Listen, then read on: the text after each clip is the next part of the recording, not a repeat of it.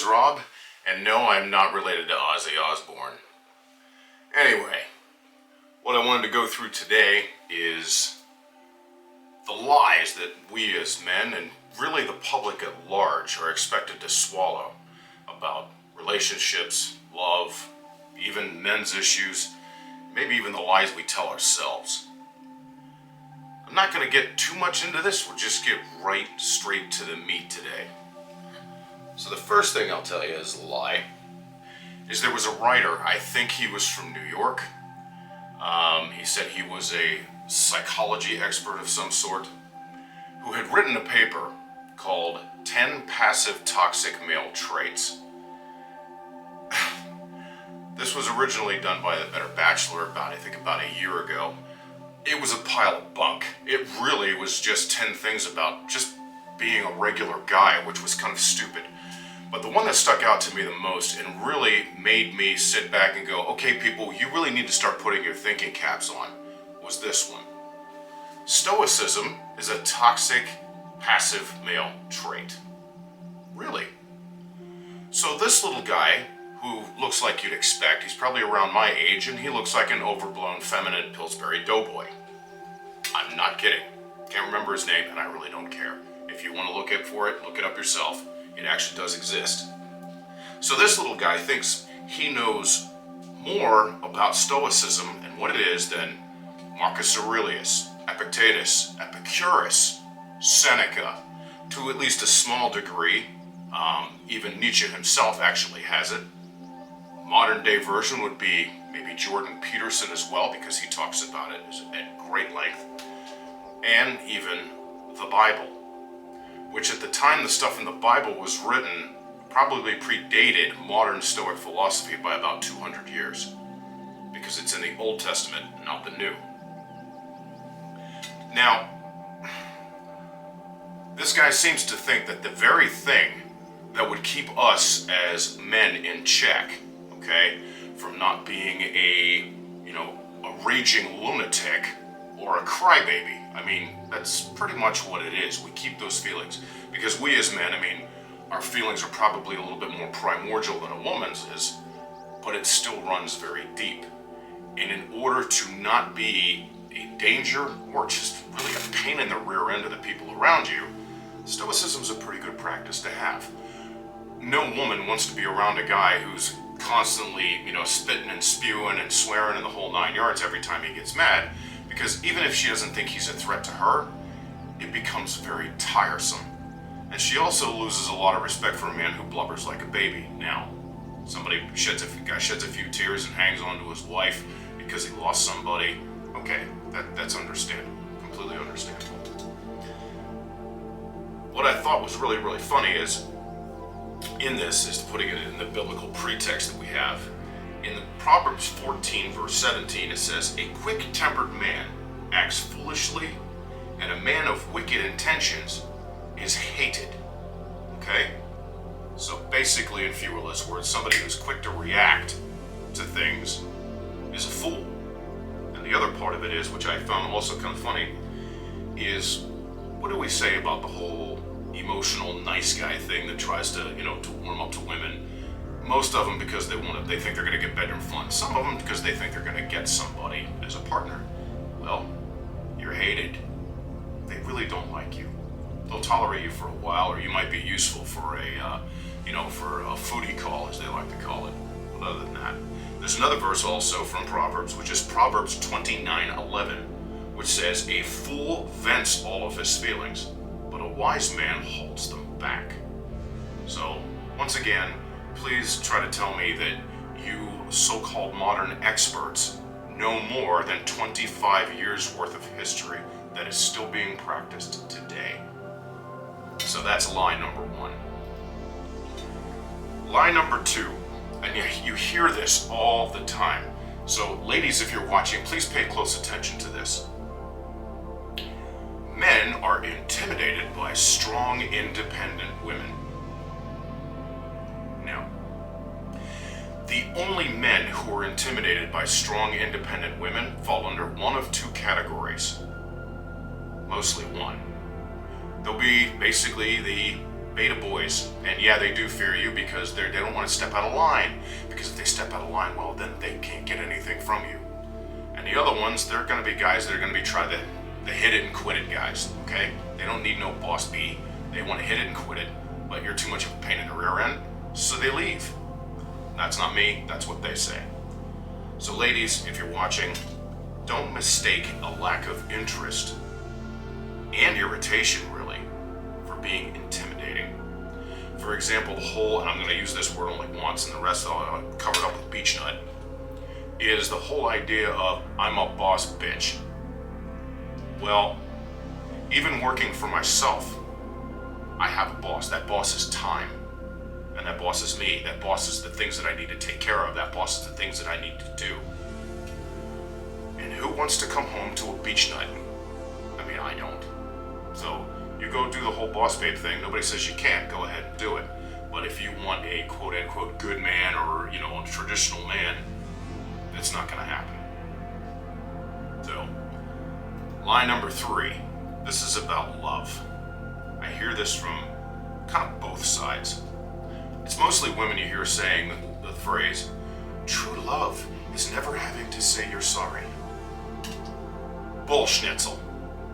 Complete bullschnitzel.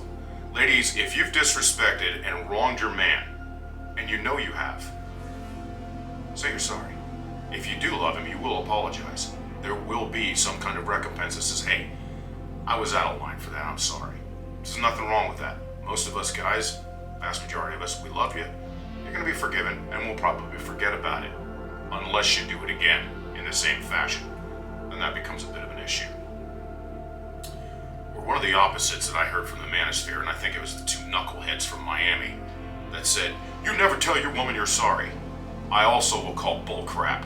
And the reason why I say that is, guys, there are times when we maybe have said something wrong to her, said something that was hurtful, maybe was overbearing in an area, or we let her down. Tell her you're sorry. There's nothing wrong with that. Now, should you tell her sorry all the time just because she's got weak feelings? No. When you are wrong, you apologize. That is integrity. That is somebody who wants to learn to be a better husband, a better spouse. I don't think there's anything wrong with either side saying that those two phrases are complete crap. So once again, true love never having to say you're sorry is crap, and never tell her you're sorry is crap. It's a lie. Number 4, men should be more in touch with their emotions. I said this in the previous long form, is yeah, but we need to be in touch with them in a way that is healthy for us as men. Too often today, they're trying to push this idea that we need to be in touch with our feelings in the way a woman does. Well, we really can't, not successfully. It's not healthy for us to do this. A woman can get mad, she'll raise her voice, maybe cry a few tears and storm off. We as men, if we get mad and start to vent, it comes out almost as rage. It comes out as rage. And, well, again, you don't want to be the blubber baby either. So we learn how to dial that back. Find a compatriot if it's something we really need to get it out in private. If you need to talk to somebody, like a good friend, a trusted advisor, a trusted mentor, by all means go and do that. Somebody that's going to keep the confidence that you lost it because maybe you lost somebody or you're in a really, really tough spot. We as men can understand that with each other. The societal pressure is for us to pretty much act like women. Well, we can't. We're not biologically or physiologically wired that way. Jordan Peterson said that unmasculine or men who are all emotional are dangerous because they don't have a handle on this stuff. Usually these are the types of people that will do like mass form tragedies, and yet we still seem to want to turn a blind eye to it. Again, it's a lie. We should be, but not in the way that society tells us. We need to be in touch with our emotions in a masculine fashion. Lie number 5. This is one of my favorites. Men who won't take or judge a woman with a high body count, meaning how many people she slept with, are insecure. Well, I'm going to tell you, to a good man who is voluntarily celibate, that is a huge red flag for me. It's massive. One of the reasons being is well, I know from personal experience from very early on in my life when I was in college, well, that bedroom fun, or sex, can be like a drug, and it's very hard to break it once you kind of go down that path of promiscuity. With women, it's already been a proven fact that after about 7 or 8 partners, on average, her ability to pair bond with one person is pretty much destroyed. Meaning, oh, if I don't have the touchy-feelies, I'm leaving this guy, because she really doesn't feel much of anything. Love is a choice. It's not touchy-feely stuff. That happens, but it's passing. I would say that I am definitely secure in the fact that at least within the last 25 years, mine has been very low, and that is by choice. So don't tell me as a man with 17 times the testosterone level that a woman has that you can't control yourself. If I want to wait, so can you. Lie number 6, and this is another one concerning the manosphere community, that all MGTOW, red pill, manosphere males are woman haters, incels, and dusties, and blah, blah, blah, blah. Now granted, are there a handful? There's going to be a handful in any group. You can have bad faith Christians, there are a handful of Christians who are terrible. You can have a handful of just about any group who is terrible, whether it be race, religion, or even philosophy. I know people even in some Stoic groups that are some pretty awful people, which seem to think that philosophy cannot exist. This philosophy of Stoicism can't exist with religion, which was really funny because Marcus Aurelius himself, one considered one of the greatest Stoic writers, was a religious man. Now, he was pagan religious, but he was religious. That it was very important in your life to feel the love of the divine. In his case, it was the gods. For me as a Christian, it is Jesus Christ.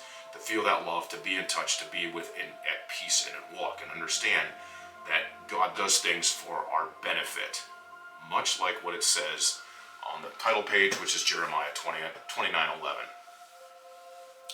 Look it up in the Bible and read it for yourself. They like to compare what I just referred to as, it's a very loud few versus the majority of us. There are so many channels of this nature that are out there that speak pretty much the way I'm speaking right now. I don't speak in a place of hate. I don't speak in a place of anger. I don't speak in a place of bitterness. I speak from a place of, I've learned, I'm passing these things on, and I'm basically watching the world destroy itself. And it's saddening, it's sickening, and I don't know. I figured, you got to do something, so I'm talking about it. Lie number 7, and this is not strictly just the manosphere thing. Passport bros are pedos looking for stupid, poor foreign women to take advantage of them that can barely speak any English. It's obvious to me that most of the people that say these things, and most of them are women or, little ally boys that think they're going to be popular with the girls by, basically echoing the same thing, that they've never been out of their own home country. Maybe not even for here in the States, maybe not even their own home state. It's blatantly obvious to me. I've been all over the world. I've been very blessed in that category. And I'm going to tell you, vast majority of countries, if they find out you're a pedo and you're trying to pick up young women, if you're lucky, you'll get arrested. And you'll get put in prison, if you're lucky. I know for myself, and they also say about English speaking, most countries, at least 20%, especially of the service industry or more, can speak a modicum of English. Some of them as their absolute second language. One prime example, which is a very popular destination for the passport bros, guys going overseas to find wives, not sex partners. They go in to find wives. That's what they want. They want a long-term partner. Because I'm going to tell you, if I just wanted bedroom fun, I'd stay here. but they seem to think, I'm going to use an example, one of the popular destinations is the Philippines. I myself want to go. I want to go because it's would be financially advantageous. It's also beautiful. It's the type of weather that I like. It's hot, it's sunny, it's got beautiful beaches, it's got and that just lovely clear blue water, which I absolutely love. And from what I understand, well, everything I've read, all of the stuff I've watched, even from man on the ground stuff, the people there are absolutely wonderful. They are a very family-oriented and religious people. 80% of the population is Catholic. So if that gives you any kind of an indication. Their second language is English. Most of those people have a high school education and higher, and they go to universities. So all I gotta tell you is when you hear this stuff, they are talking about maybe a scant few that managed to slip through the cracks. I'll give a story real quickly. There's one of the two of the fellows, I can't remember which one was talking about it, but I believe they were in outside of Dumaguete, I believe, and I don't know if it was Scotty or it was Old Dog New Tricks, but they had met this German fellow who was an expat who would come over, and he was going to meet up with a Filipino who was about 29 years old. Well, the family got jealous of the fact that the oldest daughter was, going to be the one, and so they sent their youngest one. Now, the youngest one was 13, so they ended up warning this German fellow. And instead of him saying, "Oh crap, man, I'm not going," I'm just going to send him a text and call off. He goes, "Oh, okay, that's not a problem." The expat community got together and called the cops. They actually called the authorities on this man. Now, I don't know what happened to him, but if that needs to tell you what kind of quality of men they are over there. Plus, they can't be broke dusties going over there because I think one way is like $2,700. Most of us don't make that in a week. Not only that, you still, when you're over there, you have to have money to be able to live, and you have to have a passive source, at least some type of passive income, or you're doing some type of remote work, i.e. this, YouTube. And I get a kick out of it when I keep hearing them say, yeah, you're all getting our broke dusties and blah, blah, blah, and good riddance and blah. And it's like, okay, what are you upset about it for? Why are you doing this? If we're so terrible, why are you doing this? Oh, you're running away because you can't handle, the modern American woman. No, we don't want the modern American woman. We don't want you. You need to get that through your heads. If there's ladies watching, please do, for your own sake and your own happiness. Here's the other one I get a kick out of. This became extremely popular after the whole cheesecake factory lady came into play, and I got a real big kick out of this. About places, and dates that are unacceptable for a first date, that these girls started making a list. One of them that stuck out to me as kind of funny was line number 8. Excuse me, I got a hair in my mouth. Line number 8 says, "Coffee dates are for cheapskate and broke men, and is low effort or minimum effort, whatever you want to call it." Okay. What I don't understand is what's wrong with an icebreaker. Not only that, that is a date which most of us guys would tell you, girls, wear a nice shirt, a clean pair of jeans, nice shoes. Don't even put a lot of makeup on. Very little, if any. Make sure your hair is nice and clean. So, because why? That's pretty much what you're going to look like most of the time. Except for first thing in the morning. I mean, come on, but you're going to look like that most of the time. So, I don't understand what the big deal is. You don't have to get all gussied up. The second part is, I as a man, my money and my time are extremely valuable to me. I want to see if you're worth investing in. That's number one. Not only that, what if you didn't like each other? Coffee date could be as little as 15 minutes to a half an hour, or even a couple of hours if you're really enjoying one another's company. Everything else then doesn't matter. You get to talk, you get to find out maybe who each other really is, or at least get a good idea that you can say, I really like this person and I want to go. So, if If you think that coffee dates are a bad idea, maybe it's you that's the bad idea. Excuse me. Lie number 9, and this one sometimes gets dicey because people will always read into what you are telling them. Number 9, men having preferences is sexist. Well, patriarchy, misogyny. So, let me ask you a question. I'm supposed to love you for you, but I had better have 6-pack abs, be 6 foot tall, make 6 figures, have 6 inches, blah, blah, blah. Just the list goes on. But I'm supposed to love you for you. Well, unlike some previous things, which are broad strokes, painting things with broad strokes, for a few, this is outright hypocrisy and a double standard. I have my preferences. My preferences are fit, feminine, and friendly. She's got a couple extra pounds. It's not a big deal. I don't care. If she's really sweet and she's kind, and I like her face. I mean, really? Because that's pretty much the thing you're going to look at. We as men know that beauty fades over time. But we still have physical attraction. It's still there. It's always going to be there. We are visual creatures. We like beautiful things. That's not society telling us. That's our brains and something else. But that's what that is.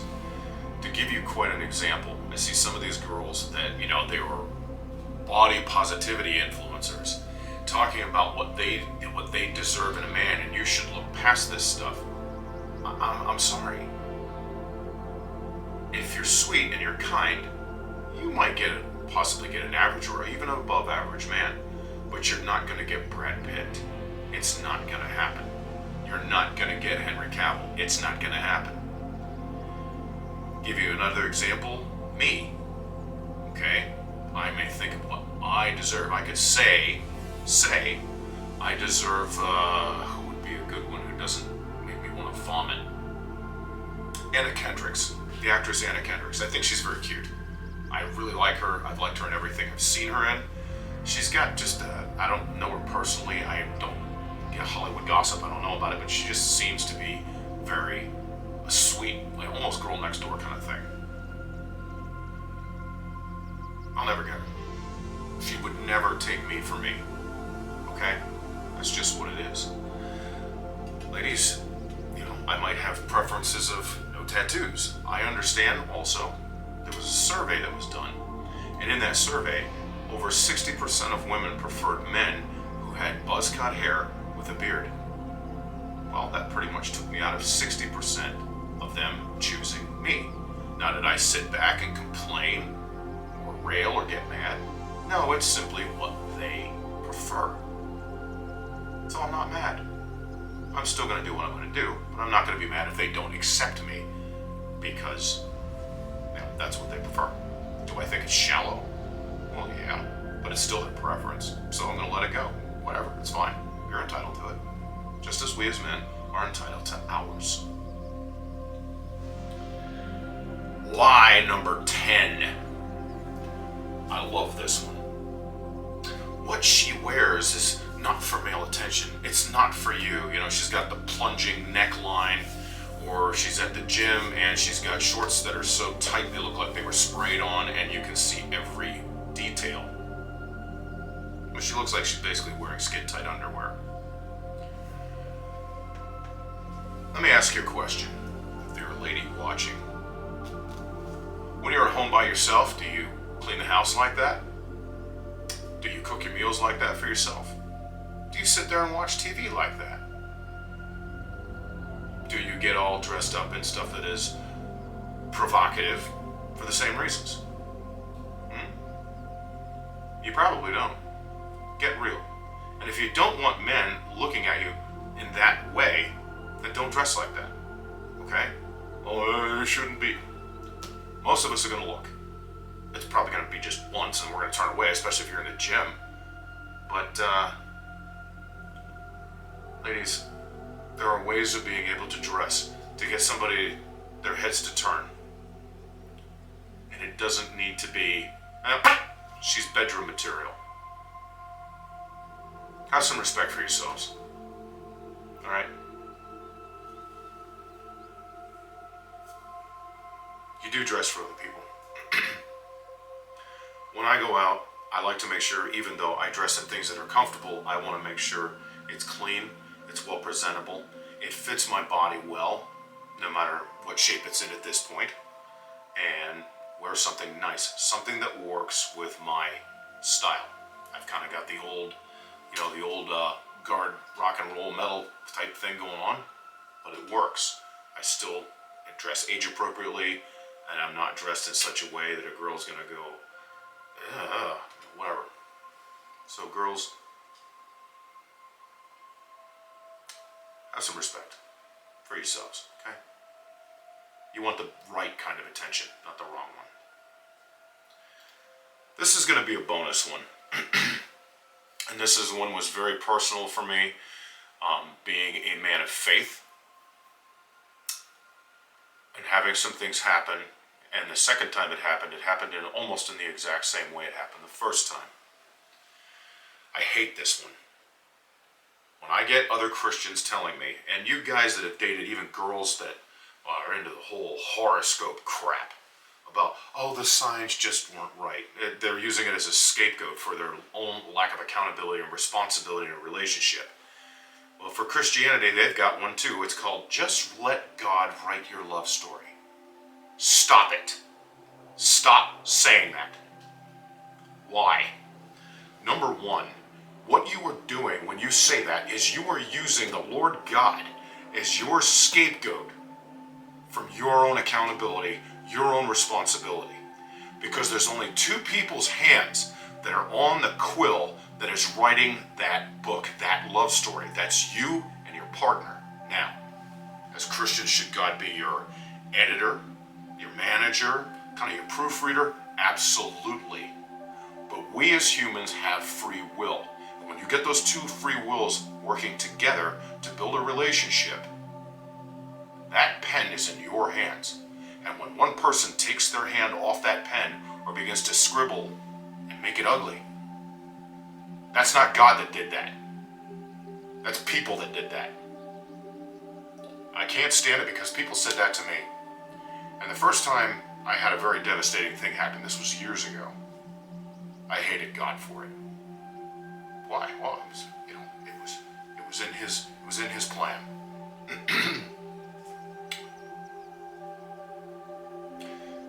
Similar thing happened with the last long-term relationship I had. The way she exited, now she exited for different reasons, I'll give her that. But she exited the same way. The same way. So my argument would be, no, God doesn't write your love story, because if God does write your love story, and he knew what happened to me in the past, and the same thing happened to me yet again with a different woman after I had healed, that would make him a sadistic bastard. And that's not God. God's not a sadistic bastard. He's a father. God is love. So, stop using God as your scapegoat for what went wrong. Look at yourself, hold the other person accountable, and leave it at that. A little bit of a long one today. I hope I didn't ramble too much.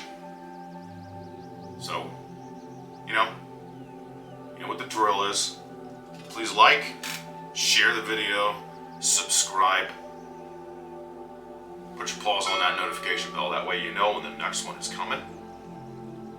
God bless. Live in love. Take care of each other.